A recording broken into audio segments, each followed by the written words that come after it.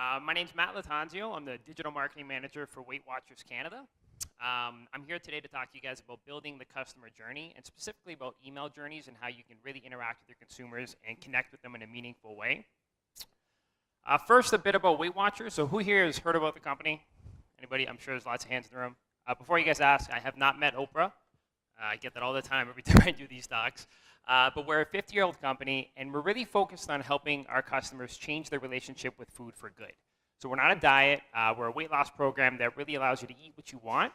We have a smart point system and allows you to assign different points to different foods. So if you want to have a 6-point breast of chicken or a 6-point piece of chocolate bar, it's really up to you. You can kind of use the points your way and make the program work for you. Our program, Beyond the Scale, that launched last year, is really a holistic view of weight loss. So as I said, you can kind of eat what you want and use the program how you want to use it.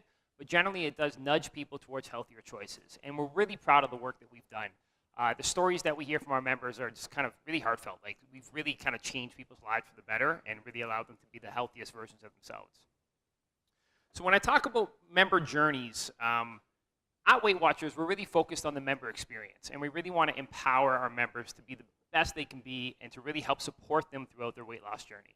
So that's what I'm going to talk to you about a bit today, and how we can use personal and engaging content to really help support our customers.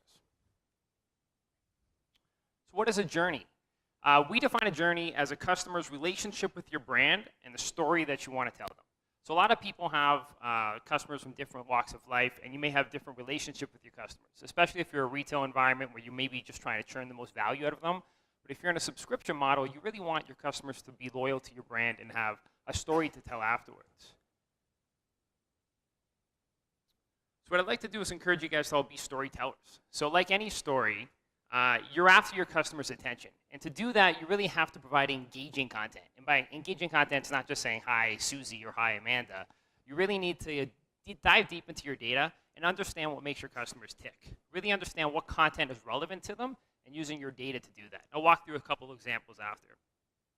So we mentioned behavioral cues. And really what that means is that when you're launching an email journey or any sort of content journey with your customers, you don't want to be pressing that button. It's not about you triggering that content for your consumers. It's about them creating that content for themselves. So if they're taking an action or engaging with your brand, or something as simple as downloading your app, how do you actually introduce your consumers to that app? How do you create an onboarding experience that's maybe 5 weeks long or 3 weeks long that gives them best tips, provides them with video content, provides them with instructional content to help kind of ease that transition? So it really should be meeting a need. You shouldn't just be kind of pushing content that you feel is right for your consumers. That content should be relevant to them because of an action that they've taken. And when we do that at Weight Watchers, we find huge engagement rates, and we find that it really does make a difference in our end goals. Journeys can be single or omni-channel. So you've probably all heard of omni-channel marketing. It's a huge buzzword right now. Primarily at Weight Watchers, email is our strongest connection to our consumers. So we really do focus on email-based journeys. But we also have social integrations, text message integrations, push notifications. Any way that you can reach your consumer where they are is the best tactic for you. So really think about your brand and where your customers are living. If you notice that you have a huge social engagement, maybe you want to play on Facebook a bit more. But if you know that your email database responds really well, that might just be a fair place to play. You don't necessarily need to go omni-channel. You can also think about your content. So you're telling a story in a journey for a reason. It's not just one email or one touch point. You want to kind of think about how that story or how that content lives over multiple touch points. So when I talk about content being sequential, something as simple as tip 1, tip 2, tip 3, maybe kind of straightforward, but you want your consumers to expect that next piece of communication. So you want them to kind of crave more content. And if you can design your content like a story, chapter 1, 2, and 3, you'll get that type of engagement, and you'll have that consumer kind of craving and kind of reacting to that content. But in some cases, you may want to do more recurring content. And what that kind of means is if you have a specific offer or piece of content that may be in one of your emails, you want to replicate that same message and same creative and same offer maybe on Facebook. They're seeing that same message in different touch points and kind of helps craft that story for your end goals. Also wanted to mention the moral of your story. So I kind of have the Aesop's fables, the classic tortoise and the hare. But when you launch a journey to your consumers, what do you want to leave them with? So, at Weight Watchers, we have a really great example of a win-back journey that we launched. So once a consumer or a member leaves the program, we launched this very, really carefully crafted 5-week journey that helps kind of bring them back to the program. uses personal content, talks about the program that they had previously in their the program. And it's been amazing because, even if they don't actually come back through that journey, our goal is to leave them with a positive last impression of our brand, so that when they do decide to join another weight loss program, maybe 6 or 8 months later, they may do it with Weight Watchers versus one of our competitors. So anytime you're thinking about crafting content, your end goal is obviously extremely important. But really think about what else you want to leave them with, and what other goals you have in the back of your mind. Let's talk a little bit about tools. So marketing automation tools are everywhere. There's so many options out there in the marketplace right now, and they're kind of changing every single day. You have the big conglomerates like Oracle, Salesforce. You also have new small providers popping up every day. So really, when you're making those content or those tool decisions, think kind of for the future. So you can think about it on a project-by-project basis, but if it can't kind of meet you where your eventual or future vision is, you may be limited by your software. So really think about long-term success as opposed to one project. And also, just wanted to point out to know your audience. So at Weight Watchers, we have a lot of customer data, and we're really happy to be kind of using this data to enrich that experience. But it all starts with your data. So looking at your data, you can find problems and then therefore find ways to solve them. So an example here I've noted is that, if looking at your customer data, maybe only 20% of your consumers are actually using your app. That's a problem. And you wouldn't know that unless you actually took a deep look at your data. And using that same data, that you can actually craft content and craft a journey that can help to solve for that.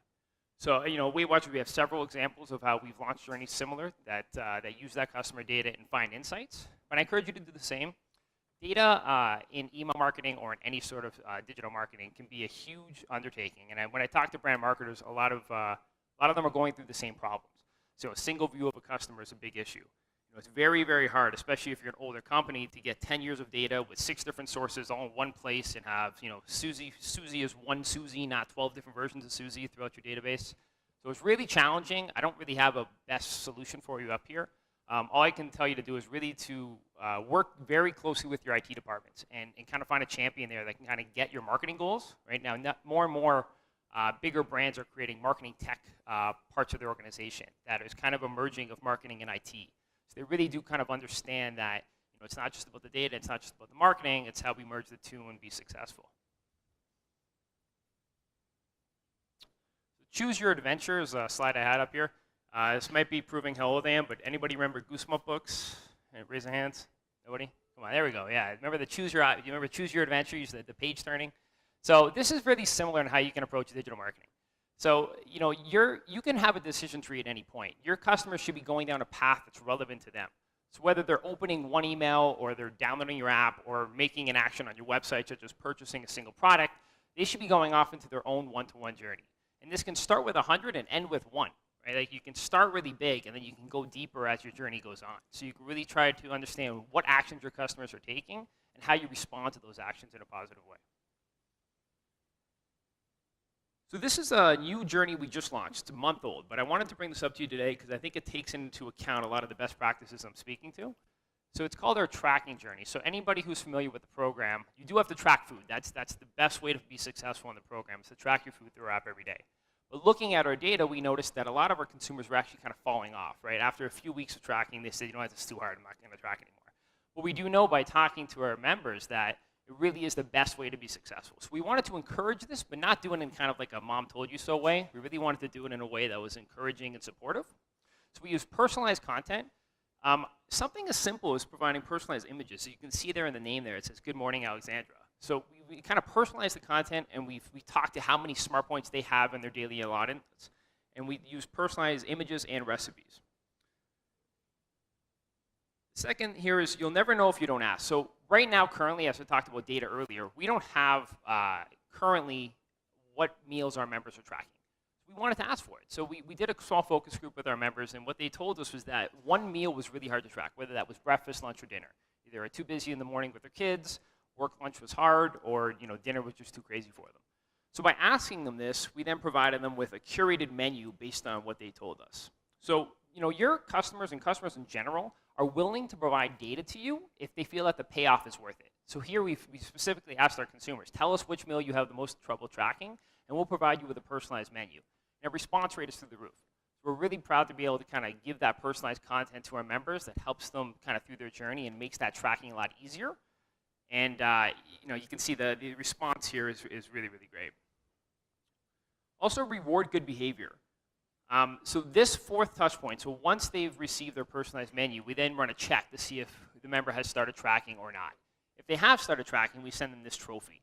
It looks kind of kitschy, but you know what? The response is fantastic, and it gamifies the process a little bit. You're actually rewarding good behavior, whether that's through loyalty or just something as simple as sending a supportive email that says good job. We encourage them to share the content through Facebook, and we have their name there on the trophy so it feels personal. But if they don't track, we send the supportive email that says, you could be a tracking star if you just start tracking today. The results so far have been really, really strong. So 22% of recipients who received this email journey have actually started tracking. And that's compared to 0% in the people who did not receive this journey. So we're really proud of the results. And it does just go to show that if you are personal in your approach and you provide that one-to-one content, you can see a huge shift in behavioral change. So many marketers in the room may have vastly different goals. But if you can actually see a physical behavior change by sending a series of 5 emails, I think that's really impressive. And we're really happy that we're supporting that member journey in that way. Also, I just want to point out the engagement rate is very high. So the more personal we get with our content, the stronger our engagement rate is. And it's really black and white. Like, if we send a mass communication email with the general newsletter versus something targeted that has recommended recipes and recommended content, we see 6, 7 times the engagement that we typically would see.